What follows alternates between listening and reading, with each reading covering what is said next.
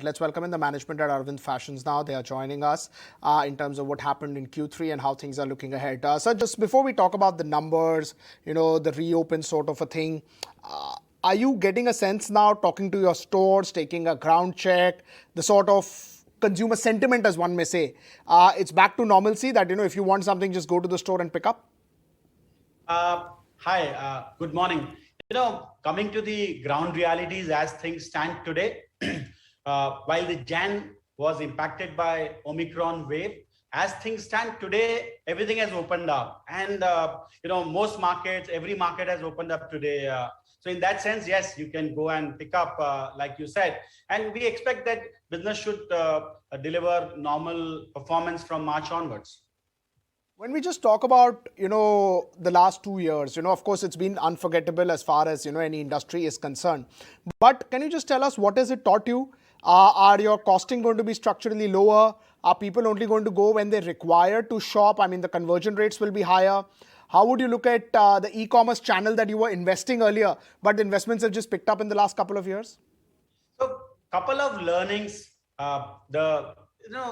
normal, back to basics, I would say, focus on businesses that throw up cash, invest behind them, prioritize your energy and bandwidth towards what delivers. That's one focus, and need for efficiency. Our industry, our company is growing really well, and look at our Q3 results. We've grown really well to 1,000 crore in this quarter.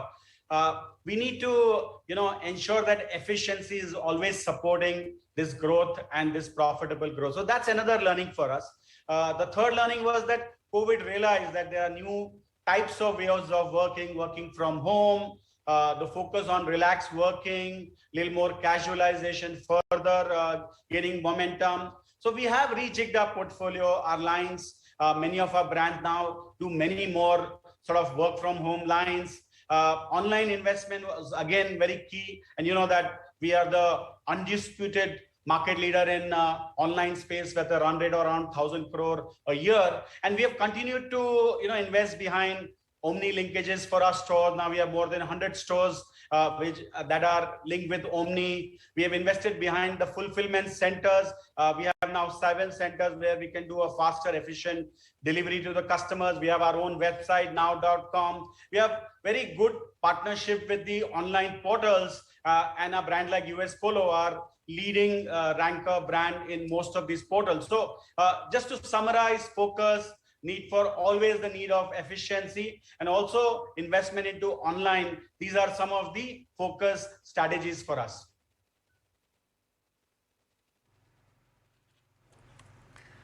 Okay, Mr. Chaturvedi, hi there, good afternoon. And hi. I'm just taking a look at the snapshot of your Q3 numbers as well. It's been a turnaround quarter, 6 crore PAT versus a loss last year. You've also got your margins expanding. Is this margin expansion run rate sustainable? And what would be the outlook in terms of what you're penciling in? See, our entire focus has been on solid and sustainable improvements. So if you look at this quarter, where the retail was really buoyant, consumer came back to offline and online, we delivered 1,000 crore revenue in this quarter. After a long time, we became PBT, PAT positive after many years. So it's been a good quarter, good margin improvement, and we've started investing also behind our brands in terms of advertising, in terms of cleaner, sharper control with processes. And we believe that these efforts, investment into future, and also the way we become more efficient, will sustain these gains into the next year.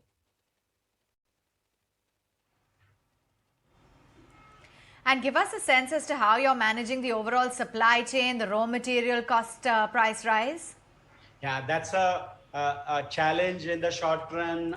The cost of yarn, fabrics have gone up, and there are 2 ways to handle. One is to pass on whatever we can pass on to the consumers, and the industry we observe in the market is passing on part of the cost increase. And second thing is to be even more efficient. In our business, the largest cost often is discounting, so we are working in a very efficient manner to reduce discounting levels.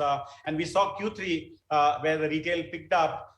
We delivered good retail growth at lower discount level. So some of these efforts are employed to manage the sudden increase in supply chain, but we are very confident that this phase will go, and since our brands are very strong with very good pricing powers, we should be able to manage the cost.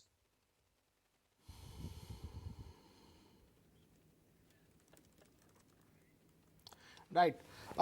So, this time around inflation has been high, and, as you said, that fabrics has been impacting you. All the industries are seeing inflation.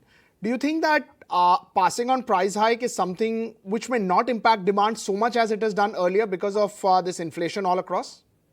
No. I mean, see, I would say that, pricing is key, and, sudden prices can impact, but, the brands with power are able to handle the price increases better. And I also said, you can't, pass on all the costs. You have to be efficient also. So it's a multi sort of pronged solution. Part of it is price increase. Second is bringing in even more efficiencies, managing with lower discounting, and many such methods are used.